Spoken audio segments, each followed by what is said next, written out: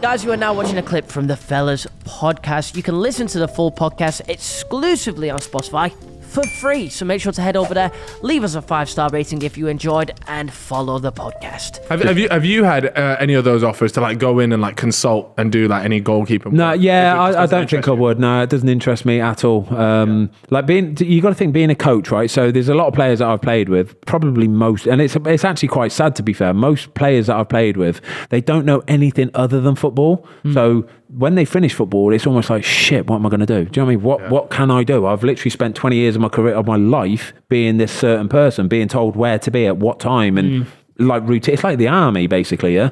So virtually everybody I've played with, they either go, I'm going to either do a bit of media, which will be Sky Sports, BT, same old, or they'll go and be a coach or a manager. Some might be a manager, but most of the time it's a coach. But you got to think, being a coach, right, it's basically much longer hours than being a footballer, much more pressure, and you could get sacked at any time, and the pay isn't fantastic either, to be perfectly honest with you. But that's what it is. Like, players, they just don't know anything else to be. It's mad.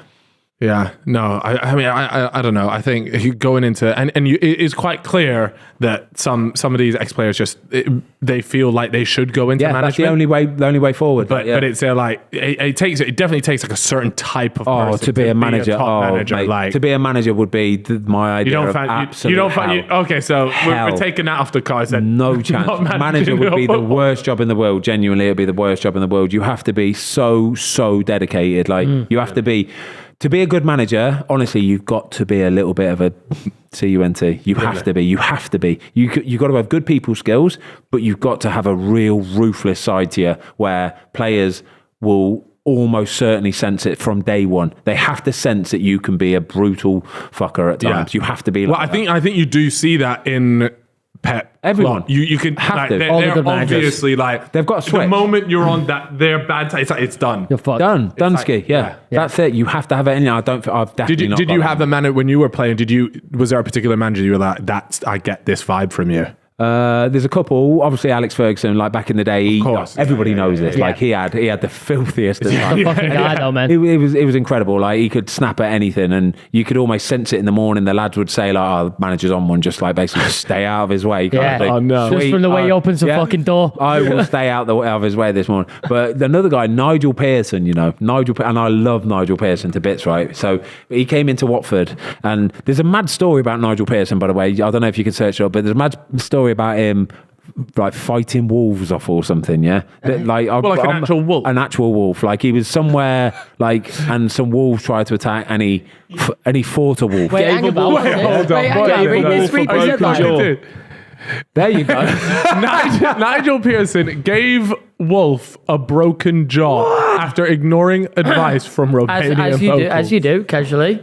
Yeah, so I'm not lying, right? Genuinely, this story is doing the rounds, right? So, but I love Nigel to bits, right? He came into Watford, and the very moment he opened his mouth, right, he sat us all down. That might be the wolf as well, right? He sat us down, yeah, and the second he started speaking, every one of us just shut up, right, and listened, yeah. It was incredible. One of those. He had us in his hand like that. Like, got the he look didn't know as any well. of us, right? He was incredible. Yeah, right? you got to have the look for it. Yeah, he's got that. Honestly, the way he spoke, everybody just knew, I can't get on the wrong side of you. If I get on the wrong side of you, I'm done, ski, yeah. I always thought that was what was wrong with United and Ollie. Yeah, you probably know I totally better agree. than anyone, but Ollie's again the nicest man in the world. He's a lovely man. He's a football man through and through. Technician. He knows tactics. He's brilliant, right? But it's a certain person. You have to be a certain person. Otherwise, to players be will take the piss. They will do, mate. Definitely That's what human happened nature. with Potter as well. Graham Potter for sure. Graham Potter, exactly the same sort of thing. You take anyone taking for a ride. Harry Potter. It's a tough gig, mate. Honestly, it is. It takes a certain person. Yeah, that's not for. Yeah, I mean, not for you. I'm not going to get into it. Could you imagine? I just rock up one day. Carl Freezy's rocking up and take over Oldham or something. Take over Oldham Athletic. That's my fucking team. All right, guys, everybody get your rocks. Fuck off. No, I think it's brutal, and just the way a few bad games and like job security is just non-existent. No, I reckon you rock up. Like, that's an anxiety crippler. Yeah, for sure. Like, and mental health takes a that's what I mean. People don't really think about this or speak about it, but it would just completely ruin your life. You got to go home to the family as well. And if you're getting pouters, your family will see those pouters. They read your them. kids They're at kids school. At school. Yeah. Like, he's like, oh, your dad's a shit They manager. will see it, mate. Honestly, That's they mental will. to- They'll see it. Like my kids saw it, like when they were younger, kind of thing. When I was playing in the Premier League and stuff like that, they'd get kids coming up to them going, "Oh, Watford lost again at the weekend." And to be fair, like my son Louis would be, my daughter Olivia would just be like, "Yeah, whatever, bothered." But my son Louis got to the point where I'd say, "Mate, you're gonna have to say like," and he would happily go, "You're on about what does your dad do?" Do you know what I mean? Turn it back on them, kind of thing. Do you know what I mean? Because they're just. I said, Louis, they're just being jealous, mate. They're just being dickheads. So just say it back to them. Don't be ashamed. Like, sod it. It is what it is, isn't it? Kids are brutal like that. Brutal, mate. They're Like, so horrible. it's not even like a filter. There's nothing there. Yeah, savage, man. Brutal, mate. They'll just honestly. say whatever. Yeah, I think that what documentary did I think it was that Arsenal one where they go back and Arteta is like at his house and his kids are there, and I think he was speaking a little bit about what it's like if you have a bad game and then the kids actually get the smoke. They feel it, mate. Yeah, Everybody feels it. Everybody in the family feels it. This is where, like, football is so all-consuming, lads. I'm not joking. The pressure is so high for these lads. Like, and we're talking kids as well, 21, 22-year-old kids, right? Yeah. And it's so all-consuming that if they're so into it and they be so professional and they so live their life as a footballer, right?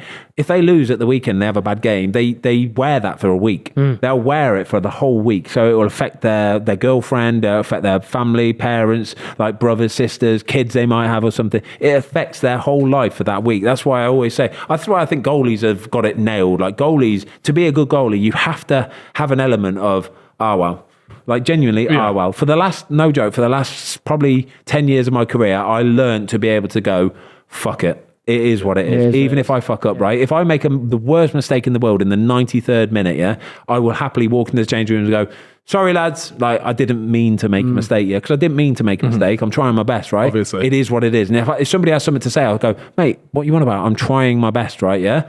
That's all there is to it. There's nothing more I can do.